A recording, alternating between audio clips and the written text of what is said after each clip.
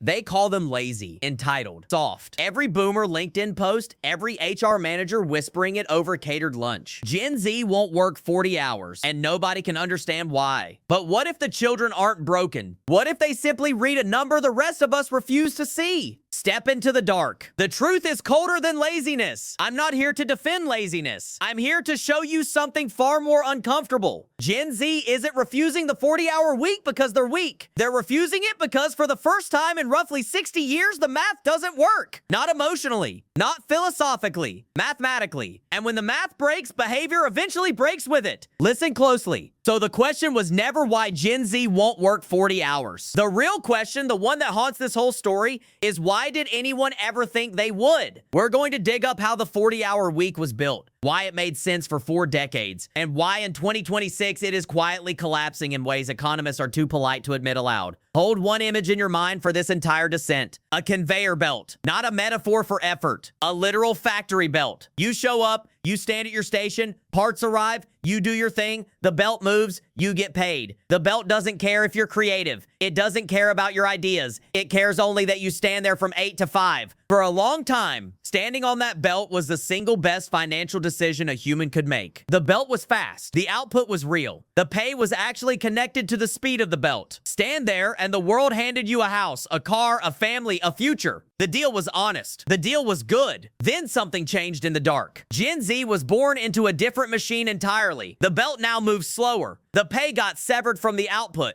And standing at the station costs you more than you earn while standing there. I don't mean emotionally. I mean in pure economic terms, the conveyor belt broke. They never once saw it working, yet they're told to climb on and trust it will speed up. They're not standing on it. And that isn't rebellion. That's pattern recognition. Cold, quiet, undeniable pattern recognition. The generation that never got to see the machine run is now reading its broken gears better than the people who spent their lives feeding it. Let me give you the first escalation, the obvious one. But I'll be precise because almost everyone gets the numbers wrong. The 40-hour week became American standard in 1938. But Henry Ford had already discovered in the 1920s that 40 hours produced more than 60 for factory workers. Sit with that. The 40-hour week wasn't a gift to the worker. It was the most efficient extraction point for the employer. Ford wasn't generous. He was an engineer optimizing a machine. That's honest. That's the foundation. Now the deal itself. In 1973, the median American home cost around $32,000. Median household income sat near $12,000 a year. The ratio of home price to income was roughly 2.7 to 1. A family could buy a house in under 3 years of gross income. Not 3 years of savings. 3 years of gross income. The belt was fast. The reward was real. Jump to 2026. The median American home now costs north of $420,000. Median household income around $80,000. The ratio is now over 5 to 1 nationally. But that's the median. In the cities where the jobs actually live, you're staring at 8, 10, 12 to 1. The belt moves the same speed. The reward shrank into a shadow of itself. Here's the part everyone skips. Worker productivity in America rose roughly 90% since 1970. Wages rose about 17%. The belt got faster, the workers got sharper, and the pay simply refused to follow. The math of standing at the station rotted a little more each decade, and nobody noticed because the lifestyle adjustments came slowly, quietly, like water rising in a sealed room. You just worked more hours instead of earning more per hour. You added a second income. You moved further from the city. You bought less house. You waited longer to have children. The belt stayed exactly the same. Everything around it bent and contorted to absorb the strain. A slow surrender disguised as normal life. Nobody screamed. Everybody just quietly adjusted. Generation after generation. Then came Gen Z, the first generation raised on the internet. Which means the first generation that could simply look the numbers up, and the numbers whisper a brutal truth. The deal offered to your parents was materially, measurably better than the deal offered to you. That's not a feeling. That's data. Glowing on a screen at 3 in the morning. So when a 23-year-old says this isn't worth it, they're doing math. Second escalation cycle. Now we enter the psychology of the thing. There's a documented principle called the labor-leisure trade-off. People work until the next hour of work is worth less than an hour of rest. Obvious, but it hides a strange implication. When wages rise, people sometimes work less because each hour now covers more. When wages fall against costs, you'd expect them to work more. And for decades, that's exactly what happened. Americans worked more, took second jobs, threw raw hours at the widening gap to keep consumption alive. But there is a floor, a point where you've spent every available hour, every available job, and the math still refuses to close. When you slam into that floor, you get a behavioral shift that looks like giving up. It isn't. It's recalibration. Here's what's different about Gen Z. They didn't just recalibrate the effort. They recalibrated the goal. Previous generations adjusted the inputs, working harder, longer, leaner. Gen Z adjusted the output they're optimizing for entirely. They stopped trying to buy the same things in the same sequence their parents chased. The old order was job, savings, house, car, family, retirement. A sequence built on a promise. That sequence assumed the belt would deliver enough output across 40 years to justify 40 years of standing there. Gen Z looked at the sequence, the timeline, the numbers, and concluded it simply doesn't work anymore. Not because it's emotionally unappealing, because the arithmetic underneath it is broken. So they optimize for other things. Flexibility, autonomy, experiences now, instead of delayed until 65. From the outside, this looks like hedonism. From the inside, it looks exactly like what you do if you genuinely believe the 40-year marathon ended at a finish line that no longer exists. You might think they should just work harder, invest earlier, build wealth differently, yes. But that isn't the 40-hour week. That's something else entirely. And that distinction is the whole point. The conveyor belt doesn't pay you to build wealth. It pays you to stand at the station. If you want to build wealth, you do it outside the belt's hours with different tools in ways the belt was never designed to allow. And Gen Z, almost by accident, is grasping this earlier than any generation before. Not because they're smarter, because they had the information 30 years sooner. Third escalation cycle. This is where it turns cold. Let's measure what the 40-hour week actually produces in pure dollars. Forget purpose, identity, structure. Picture two people, person A and person B, both 22, both starting work. Person A climbs fully onto the belt, 40 hours a week, starting at $45,000 a year, climbing to maybe $85,000 by their mid-40s. Person A puts 10% into a 401k, buys a house in their early 30s. The standard sequence run cleanly. By 65, under optimistic markets, they hold maybe $800,000 to $1.2 million in retirement savings, a house perhaps paid off, and no real skills beyond what an employer needed. Honestly, not a bad outcome compared to most of the world. But look closer. It's 43 years of standing at the station, after which you have maybe 15 or 20 functional years left, if your health holds. And that million sounds enormous, until you realize a 4% withdrawal rate yields $40,000 a year. $40,000 in 2065, adjusted for inflation, will feel like $25,000 today. Below the median income, the belt, run perfectly, produces something just barely dignified. That is the expected value of the deal, not the worst case, the expected case. Now, person B,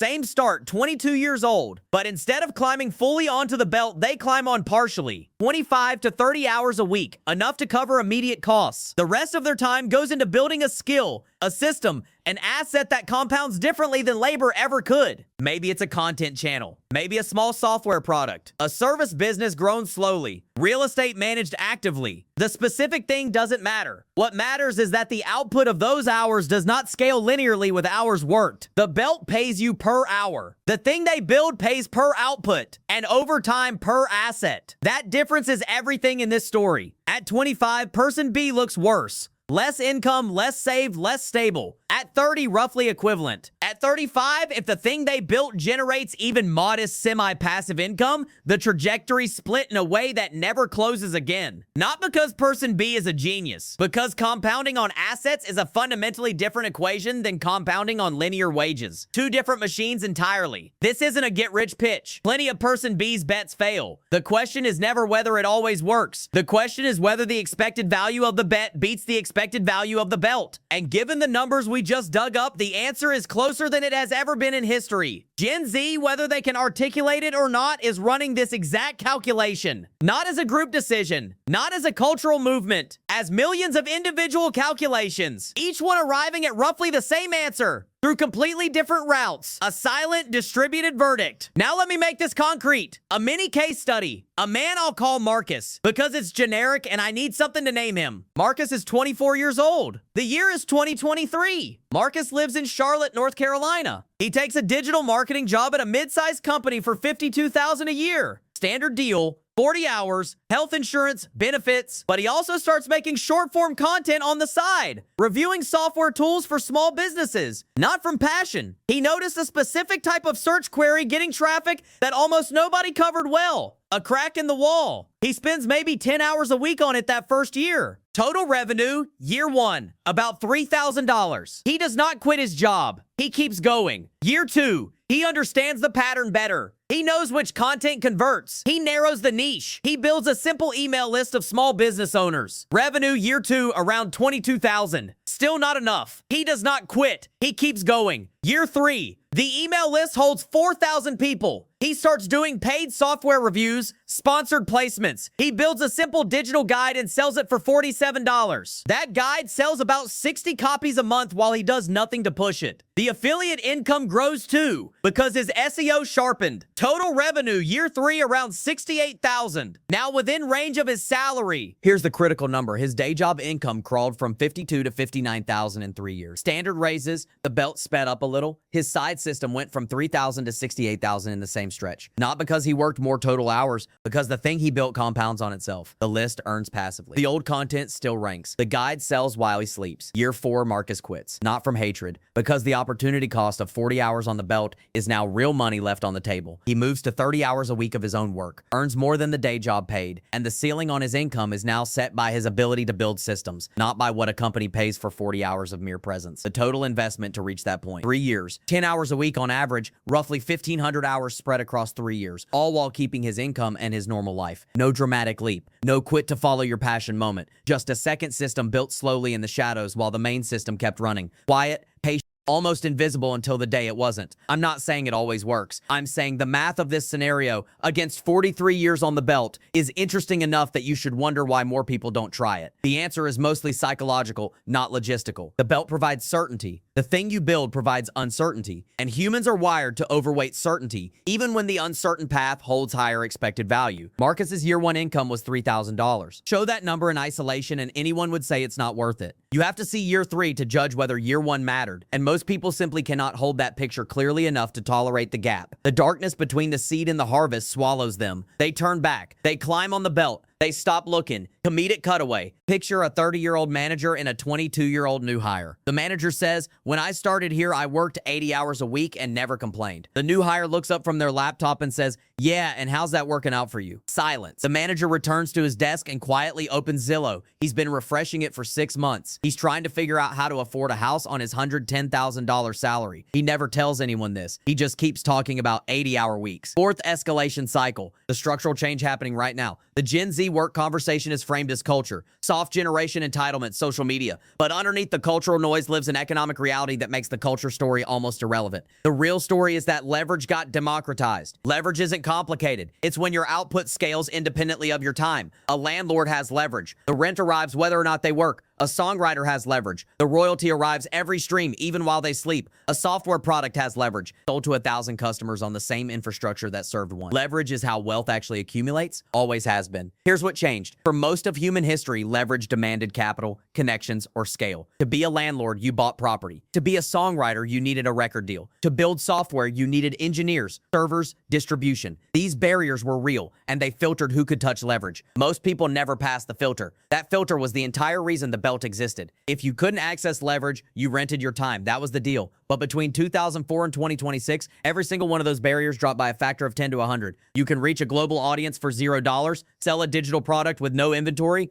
build software with AI and no engineering background, access capital markets at 20 through a phone. The gate fell. This is not a small change. This is the single biggest structural shift in how wealth is created in 100 years. And it unfolded over a 20-year window that exactly maps onto Gen Z's formative economic years. They didn't grow up watching leverage as something rich people did far away. They watched 20-year-olds in their feeds demonstrating it live. Not theory, observable behavior they could study and copy. The belt hasn't changed. The belt is still the belt. But for the first time in industrial history, enough people hold tools to build something that isn't the belt, Not easily, not guaranteed, but genuinely accessible. And here's the second order effect almost nobody discusses. When labor supply rises, wages fall. When labor supply shrinks, wages rise. Now watch what Gen Z's quiet exit. If Gen Z as a cohort truly reduces participation in 40-hour employment, the labor supply tightens, and wages for those who stay on the belt must rise to attract them. We already saw a version of this after 2020. The businesses that survived raised wages or improved conditions to compete for workers who suddenly held options. The workers who stay benefit from the workers who leave. The people building their own leverage put upward pressure on the wages of everyone who chose to stay. Nobody predicted this. The assumption was always that leaving traditional work would hurt those who remained. It does the opposite, and the businesses built to extract 40 hours of visible presence now compete with businesses that extract high leverage output from people working 25. The belt is being carved up and sold in smaller, costlier pieces. Let me hand you the framework I use. The 3 positions. Position 1 is on the belt. You sell time. Output is linear. The ceiling is your hours times the rate someone pays. Predictable, slow compounding, low risk, low ceiling. A cage with a comfortable chair. Safe until the day you realize the door was never locked and you simply never stood up to check. Position 2 is adjacent to the belt. You work, but you also build a job and a system. Your total hours may climb short term, but you're constructing something that will eventually pay you without more hours. This is the Marcus scenario. This is where most intelligent wealth building actually happens. Risky, but not reckless. The dark middle passage where the real transformation quietly takes place. Position 3 is off the belt entirely. You've built enough leverage through assets, systems, businesses, investments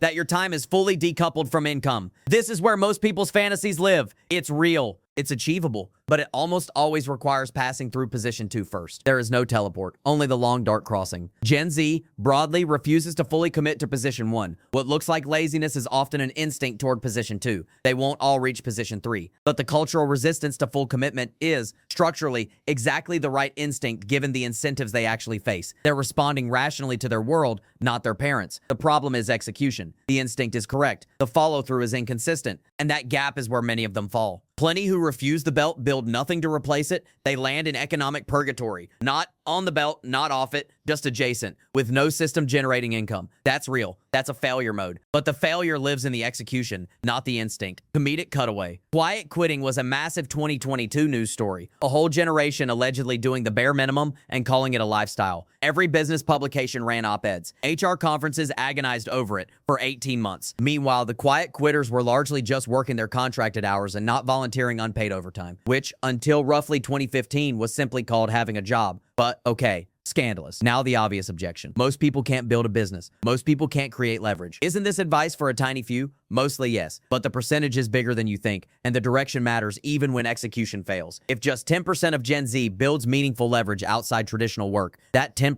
reshapes the whole system. It tightens labor supply, pressures wages upward, creates better structured employment, shifts the culture of what's possible. The 10% who exit pull the system forward for the 90% who stay. And even among the 90% who stay, the mere existence of an alternative changes the negotiation. A worker who could theoretically leave and build something holds more leverage than one with no escape. You negotiate differently when you have options, even if you never use them. The option itself has value. This is why the cultural shift matters even when it isn't universal. Credible alternatives change everything. The belt was efficient partly because workers had no credible alternative. Restore the alternative, and the belt must pay more to keep people on it. So even someone who stays for stability, benefits, family, whatever, benefits from living in a world where their peers have plausible exits. The 30-hour crowd lifts the 40-hour crowd's wages. Slowly, structurally, invisibly. A rising tide nobody voted for. 3 practical truths to close. First, if you're in your early 20s and on the belt, stay for now. Don't quit. Treat it as funding for something else. Your salary is capital. Use it to buy time and tools to build position 2. The belt is a resource, not an identity. Second, the thing you build doesn't need to be a traditional business, a skill, a small product, anything. What matters is output not linearly tied to your hours. Third, the deadliest mistake is correctly seeing the belt as broken,